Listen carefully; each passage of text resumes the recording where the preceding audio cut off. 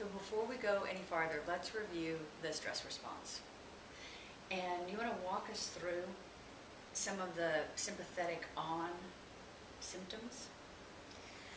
Okay, so when the person is in a stress response, it's going to cause a release of chemicals that increase the heart rate, cause vasoconstriction. It's going to take blood, like fight or flight, like there was an emergency. It's going to take blood away from the abdominal organs. It's going to take blood. So the essential parts of the brain, it's going to go to the essential parts that have to do with survival. So your big creative thinking and those aspects of the brain are kind of shut down, and that's why you lose your ability to see the big picture and focus more on the immediate tasks and the environment that's threatening your survival. So that's part of it. I'm sure you could add to that. Well, it's just think about over time how we adapted to our environment and how we stored that information in the DNA so that when that threat came along the next time, as a species, we'd know how to survive it. So we came up through combat.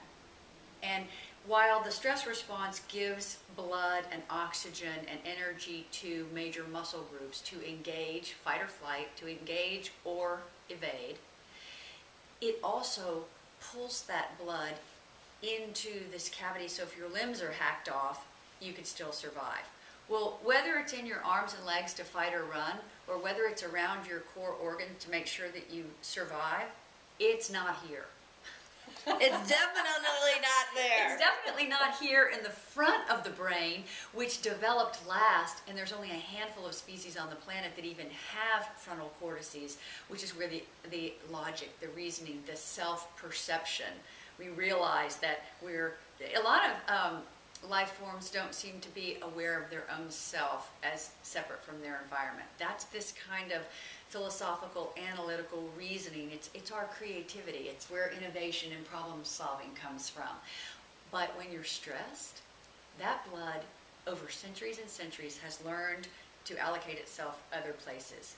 So one of the first things, think about when we get news, or where's our hand go? Oh my goodness. So we have this wisdom. This used to be the only health care we had, right? So we have this wisdom in our touch. And we've already experienced the magnetic field. So if we have a magnetic field around our central nervous system, and we do, and we can amplify it, how do we use that for good? Well, there's iron in the blood, and we can affect the iron with the magnetic field to have it go where we want it to go. So one of the first things you can do is literally hold your forehead. There are these points where your forehead rounds in line with your pupil. These are really important neurolymphatic points. And you can hold these points until you feel the vasodilation, the capillaries expanding, and the blood returning, the circulation returning, because your brain is an energy hog. It uses about a third of the fuel of your body. And it needs oxygen, it needs circulation to bring in the fresh air. What's that? Out with the bad air, in with the good. You know these old rhymes? The brain loves rhymes. And so as you're trying to learn these things, we want them to be simple and quick and easy to remember. This outer cartilage of your ear will help you learn new things and will also help you recall them. So I learned it through Brain Gym, but there's a whole host of different neurolinguistic programming. Donna Eden's Energy Medicine book. There are a lot of different people teaching very similar things about the human body. And we'll have further reading lists for those who want to know more.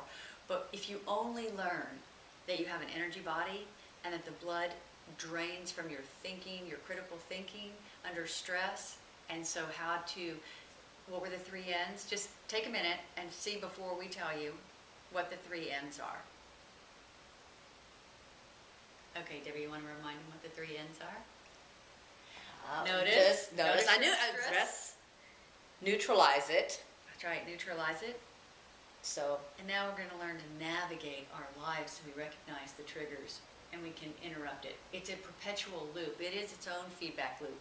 Noticing where you are, that's where the biofeedback helps you have a baseline. Yes. Noticing where you are, interrupting the stress response, and navigating your life so that you have higher perception of noticing it sooner and more tools in the toolbox of ways to neutralize this world that we have to navigate.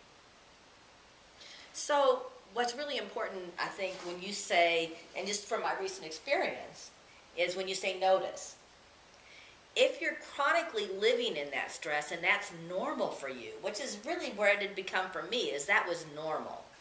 And it wasn't until I went up and actually spent a whole week doing a biofeedback training course that I actually got to notice what it felt like to be relaxed. To be off the floor, out of that pace. Out of that, because my mind would keep going, even though I wasn't there, I never completely unplugged and let myself relax. So one of the things that we're going to do in one of these demonstrations is allowing you to have the experience of what is relaxed for you. Because it's hard to notice that you're in stress. You wouldn't know dark if you didn't know light. So sometimes you have to have that contrasting thing. So if you're used to living in that chronic stress, we want to help you have that experience of what it's like to be relaxed so you can notice, I'm relaxed or I'm stressed.